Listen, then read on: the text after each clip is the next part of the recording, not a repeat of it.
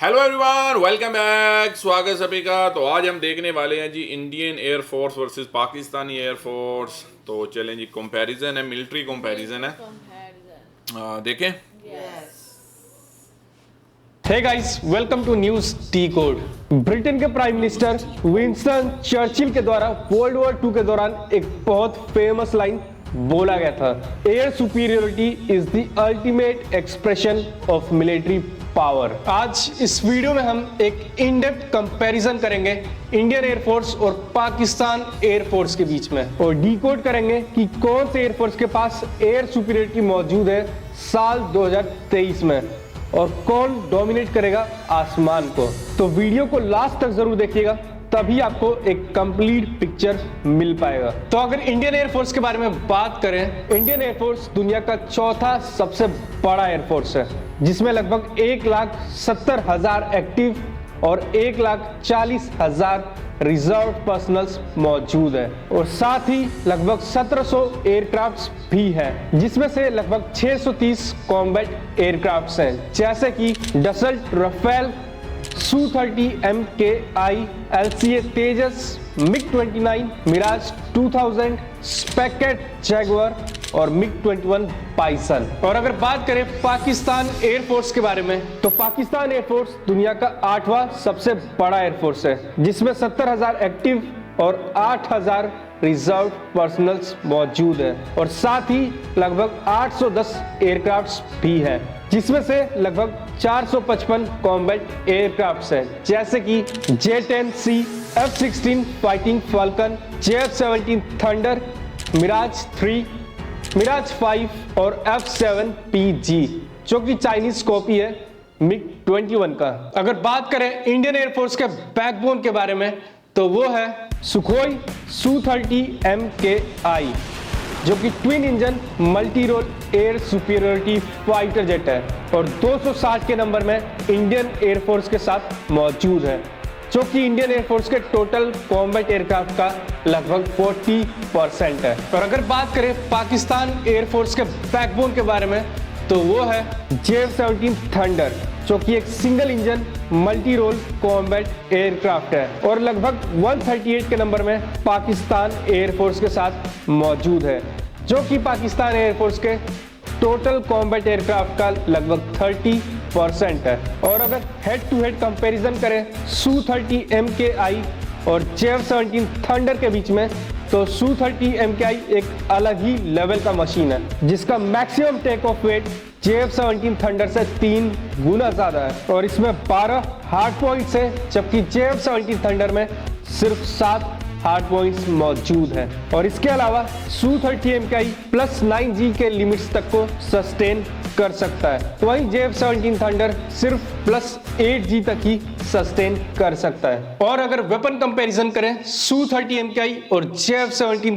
Thunder का, तो Su-30 MKI में हाल ही में इंडिजिनस अस्त्र mark 2 beyond visual range missile को इंटीग्रेट किया गया है, जिसका रेंज 160 किलोमीटर है। वहीं अगर बात करें JF-17 थंडर का, तो उसका सबसे अच्छा बियॉन्ड विजुअल रेंज मिसाइल है PL-15E, जिसका रेंज 145 किलोमीटर है। और अगर Su-30 MKI के एयर टू ग्राउंड मिसाइल का बात करें, तो उसके लिए ये कैरी कर सकता है ब्रह्मोस सुपरसोनिक क्रूज मिसाइल, जिसका रेंज 450 से 500 किलोमीटर तक का है।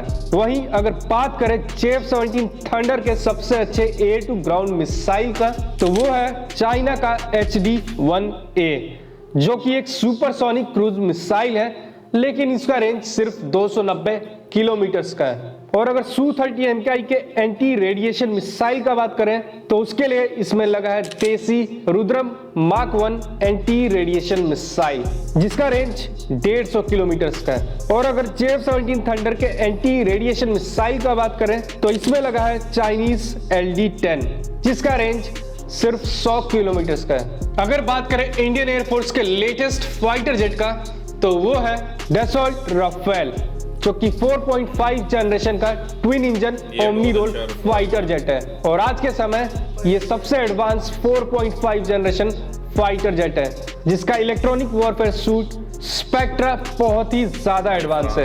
इसका RCS भी काफी ज्यादा कम है और साथ ही ये 5th जनरेशन फाइटर जेट की तरह सुपर क्रूज भी कर सकता है। और अगर बात करें पाकिस्तान एयरफोर्स के लेटेस्ट फाइटर जेट का, तो वो है चेंगडू J-10C, जो कि 4.5 जनरेशन का single engine multi role fighter jet है।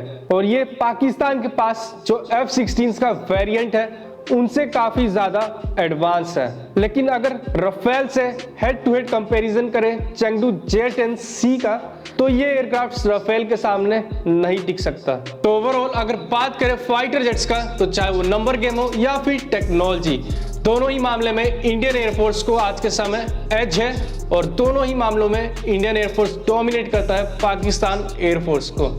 इसके अलावा अगर ट्रेनर एयरक्राफ्ट्स का बात करें, जो कि किसी भी एयरफोर्स का एक अहम हिस्सा होता है ताकि पायलट्स को अच्छा ट्रेनिंग दे सके और एक स्किल पायलट बना सके, तो इंडियन एयरफोर्स के पास लगभग 350 से भी ज्यादा ट्रेनर एयरक्राफ्ट्स मौजूद है, जैसे कि Pilatus PC-7, Pipistrel, ATG Garud, HAL Kiran, BAE Hawk और कुछ नंबर्स में MiG-29, स्पेक्टर जैगुआर और MiG-21 का भी ट्रेनर वेरिएंट मौजूद है। और इसके अलावा हाल ही में 106 के नंबर में देसी STT-40 ट्रेनर एयरक्राफ्ट्स का ऑर्डर भी दिया गया है। और वहीं पाकिस्तान एयरफोर्स के पास लगभग 260 ट्रेनर एयरक्राफ्ट्स मौजूद है, जैसे कि काराकोरम K-8, T-37 ट्वीट और MFI-17 मुशस्सक। अब अगर बात करें गनशिप या फिर अटैक हेलीकॉप्टर्स का, तो इंडियन एयरफोर्स के पास कई तरह के अटैक हेलीकॉप्टर्स हैं, जिसमें स्वदेशी और विदेशी दोनों ही तरह के गनशिप्स मौजूद हैं, जैसा कि American AH-64 Apache, Russian Mi-24, स्वदेशी HAL प्रचंड और HAL रुद्रा, जो कि टोटल 57 के नंबर में है। और इसके अलावा एडिशनल 6 LCH प्रचंड और 50 रुद्रा का भी ऑर्डर दिया गया है। वहीं अगर पाकिस्तान एयरफोर्स का बात करें, तो इनके पास एक भी गनशिप्स या फिर अटैक हेलीकॉप्टर्स मौजूद नहीं है। यहाँ पे मैं एक चीज क्लेरिफाई करना चाहता हूँ कि पाकिस्तान के पास भी गनशिप है, बट वो एयरफोर्स के पास नहीं, वो पाकिस्तान आर्मी के एविएशन कॉर्प के पास है, जिसको हम किसी और दिन इंडियन आर्मी के एविएशन कॉर्प से कंपेयर करेंगे। तो गनशिप्स के मामले में भी इंडियन एयरफोर्स पाकिस्तान एयरफोर्स से काफी ज्यादा आगे। इसके अलावा किसी भी एयरफोर्स में फाइटर जेट्स और गनशिप्स के अलावा सपोर्ट एयरक्राफ्ट जैसे कि अवैक्स, रिफ्यूलर्स, ट्रांसपोर्ट एयरक्राफ्ट्स और यूटिलिटी हेलीकॉप्टर्स का भी काफी इंपॉर्टेंट रोल होता है। अगर बात करें अवैक्स का, तो ये दुश्मन के एयरक्राफ्ट्स, मिसाइल्स या फिर UAV को काफी दूर से डिटेक्ट कर सकते हैं और ये एयरक्राफ्ट्स फिर वो डेटा बाकी के फाइटर जेट्स के साथ शेयर कर सकते हैं। बेसिकली ये आसमान में कमांड एंड कंट्रोल का रोल परफॉर्म करते हैं। और इंडियन एयरफोर्स के पास आज के समय 6 के नंबर में अवैक्स मौजूद हैं, जिसमें से 3 स्वदेशी नेत्रा अवैक्स हैं जो कि एम्बरर 145 पे लगे हुए हैं, और इसके अलावा 3 इजरायली फाल्कन अवैक्स हैं। और इसके अलावा हाल ही में 6 के नंबर में नेत्रा मार्क 2 अवैक्स का ऑर्डर भी दिया गया है, और साथ ही 2 के नंबर में फाल्कन अवैक्स का ऑर्डर भी दिया गया है। वहीं अगर बात करें पाकिस्तान एयरफोर्स का, तो पाकिस्तान के पास 11 अवैक्स मौजूद है, जिसमें से 4 चाइनीज ZDK-03 काराकोरम ईगल है, और 7 के नंबर में 7 2000 पे बेस्ड अवैक्स मौजूद है। यानी कि अवैक्स के मामले में पाकिस्तान एयरफोर्स इंडियन एयरफोर्स से एक बेटर पोजीशन पे मौजूद है, लेकिन ये भी एक टेम्पररी एज है क्योंकि इंडियन एयरफोर्स ने एडिशनल अवैक्स का ऑर्डर दे दिया है। अगर बात करें इलेक्ट्रॉनिक वॉरफेयर एयरक्राफ्ट्स का, तो इंडियन एयरफोर्स के पास 3 के नंबर में गलस्ट्रीम 3 इलेक्ट्रॉनिक वॉरफेयर के लिए मौजूद है। वहीं पाकिस्तान एयरफोर्स के पास 3 के नंबर में फाल्कन DA-20 एयरक्राफ्ट्स मौजूद है इलेक्ट्रॉनिक वॉरफेयर के लिए। यानी कि इस डोमेन में इंडियन एयरफोर्स और पाकिस्तान एयरफोर्स बराबरी पे है। और अगर बात करें रिफ्यूलर एयरक्राफ्ट्स का, तो इंटरेस्टिंगली इंडियन एयरफोर्स और पाकिस्तान एयरफोर्स दोनों के पास ही IL-78 पे बेस्ड रिफ्यूलर्स मौजूद है, जहां पे इंडियन एयरफोर्स के पास 6 IL-78 रिफ्यूलर्स है, वहीं पाकिस्तान एयरफोर्स के पास 4 के नंबर में IL-78 रिफ्यूलर्स मौजूद है। अगर बात करें ट्रांसपोर्ट एयरक्राफ्ट्स का, जो कि बहुत अहम हिस्सा होता है ट्रूप्स, इक्विपमेंट्स और लॉजिस्टिक्स को शॉर्ट टाइम पे ट्रांसपोर्ट करने के लिए, तो इंडियन एयरफोर्स के पास लगभग 260 ट्रांसपोर्ट एयरक्राफ्ट्स हैं, जैसे कि IL-76, Boeing C-17, C-130J super Hercules, Antonov AN-32, hawker Siddeley, HS-748 और डोनेर 228 एयरक्राफ्ट्स, और इसके अलावा एडिशनल 56 C-295 एयरक्राफ्ट्स भी ऑर्डर दिए गए हैं, जो कि आने वाले समय में इंडिया के अंदर ही बनाए जाएंगे। वहीं अगर पाकिस्तान एयरफोर्स का बात करें तो इनके पास सिर्फ 50 ट्रांसपोर्ट एयरक्राफ्ट्स मौजूद हैं, जिसमें है C-130J हरक्यूलिस, साब 2000, CN-235, Y-12, बोइंग 707, गल्फस्ट्रीम 4 और फेनम 100। और अगर बात करें ट्रांसपोर्ट और यूटिलिटी हेलीकॉप्टर्स का, तो इंडियन एयरफोर्स के पास लगभग 430 हेलीकॉप्टर्स मौजूद हैं। CH-47 चिन्नूक, मिल्मी 17, HL ध्रुव, HL चेतक और HL चीता। वहीं पाकिस्तान एयरफोर्स के पास इन रोल के लिए लगभग 55 एयरक्राफ्ट्स ही मौजूद है, जिसमें है MI-17 और AW139। तो साल 2023 में जो ओवरऑल एज है वो इंडियन एयरफोर्स के पास ही होने वाला है, चाहे नंबर्स का बात करें या फिर टेक्नोलॉजी का। बट अगर फ्यूचर का बात करें तो आने वाले समय में पाकिस्तान एयरफोर्स को 50 के नंबर में JF-17 थंडर का ब्लॉक 3 वेरिएंट मिलने वाला है। इसके अलावा पाकिस्तान की तरफ से पास्ट में 30 के नंबर में टर्किश अटैक हेलीकॉप्टर लेने का प्लान भी बनाया गया था, लेकिन अमेरिकन एम्बार्गो के कारण ये डील फंस चुका है। तो पॉसिबिलिटी है कि पाकिस्तान एक बार फिर से चाइना की तरफ जाएगा और C-10 अटैक हेलीकॉप्टर्स खरीदेगा। इसके अलावा पाकिस्तान एयरफोर्स की तरफ से आने वाले समय में एडिशनल ऑर्डर दिया जाएगा J-10C का, बट उसका क्वांटिटी क्या होगा ये फिलहाल कह पाना थोड़ा मुश्किल है। और अगर बात करें इंडियन एयरफोर्स के फ्यूचर एक्विजिशन का, तो आने वाले समय में इंडियन एयरफोर्स को 73 के नंबर में तेजस मार्क 1A मिलने वाले हैं। इसके अलावा 50 के नंबर में रुद्रा अटैक हेलीकॉप्टर भी मिलने वाला है, और साथ ही अगर अवैक्स का बात करें तो 6 के नंबर में नेत्रा मार्क 2 और 2 फाल्कन एयरक्राफ्ट्स मिलने वाले हैं। और इसके अलावा जल्द ही स्वदेशी LCH प्रचंड का एक मास ऑर्डर भी दिया जाएगा, जो कि लगभग 65 के नंबर में इंडियन एयरफोर्स को मिलने वाला है, और साथ ही एडिशनल 114 फाइटर जेट्स लिया जाएगा अंडर MRF पे। और इन सब के अलावा भविष्य में तेजस मार्क 2 और AMCA भी आने वाला है। तो ये जो गैप है ना इंडियन एयरफोर्स और पाकिस्तान एयरफोर्स के बीच में, ये आने वाले समय में और बढ़ने ही वाला है, क्योंकि इंडियन इकोनॉमी काफी तेजी से बढ़ रहा है और इंडिया ने हाल ही में ब्रिटेन को पिछाड़ के दुनिया का 5वां सबसे बड़ा इकोनॉमी बन चुका है। और IMF के हिसाब से सिर्फ अगले 3 से 4 साल के अंदर इंडिया पिछाड़ेगा जर्मनी और जापान को और दुनिया का तीसरा सबसे बड़ा इकोनॉमी बन जाएगा। यानी कि इंडियन डिफेंस बजट और इंडियन डिफेंस मॉडर्नाइजेशन भी उसी प्रोपोर्शन में बढ़ता रहेगा। तो इस वीडियो में इतना ही गाइस, जाने से पहले इस वीडियो को लाइक जरूर कीजिएगा। ओके, और ये था जी कंपैरिजन इंडिया एयरफोर्स और पाकिस्तानी एयरफोर्स का।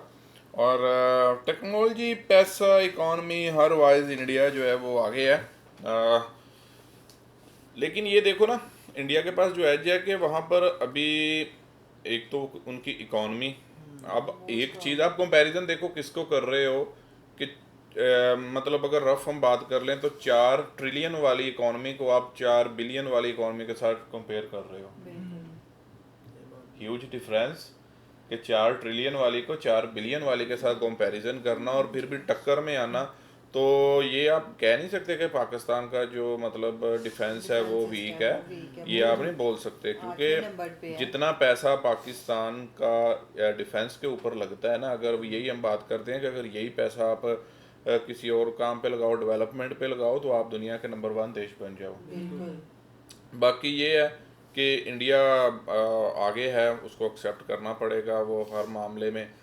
लेकिन ये चीज़ कि इंडिया तो अभी मेराज जो है उसकी खुद वो बना रहा है, उसको इंडिया में बनाया जा रहा है। तो एक चीज़ के एक देश जो जिसमें एबिलिटी है कि वो खुद हर चीज़ जो है वो बनाए, वो इंडिया में मैन्युफैक्चरिंग हो, वो इंडिया में डेवलप हो, वो इंडिया में बने, वो अपना मेड इन इंडिया का उसके ऊपर टैग लगे। और एक चीज़ जो है वो एक देश जिसको हर चीज़ जो है, इवन के आपको टायर्स तक जो है वो इंपोर्ट करना पड़े, आपको गाड़ियों के पार्ट्स तक जो है वो इंपोर्ट करना पड़े, तो फिर वो फ़र्क तो आता है, उसकी इकॉनमी में भी फ़र्क आएगा और मतलब हर चीज़ में आपको जो है वो फ़र्क नज़र आएगा। बाकी बढ़िया कंपैरिजन था, अच्छा वीडियो था। और डिफेंस को स्ट्रॉन्ग रखना हर देश का जो है वो अपना मतलब हक है और उसको रखना चाहिए। और इस मामले में इंडिया का हमने देखा है कि मतलब इंडिया के पास उनके कंट्री के साइज़ के अकॉर्डिंगली और उनकी इकॉनमी के अकॉर्डिंगली उनका डिफेंस बहुत स्ट्रॉन्ग है, और पाकिस्तान का उनकी इकॉनमी के अकॉर्डिंगली मेरे ख्याल में बहुत स्ट्रॉन्ग है, बहुत स्ट्रॉन्ग पाकिस्तान का ज़्यादा स्ट्रॉन्ग है अगर हम इकॉनमी को देखें तो, अगर हम देश के साइज़ को देखें तो बिल्कुल। उस हवाले से तो बढ़िया है। बाकी चलें जी, ये था आज का वीडियो, और बाकी आपके क्या विचार हैं इसके ऊपर कमेंट ज़रूर कीजिएगा। अभी आते हैं नेक्स्ट वीडियो में वापस, और रखें अपना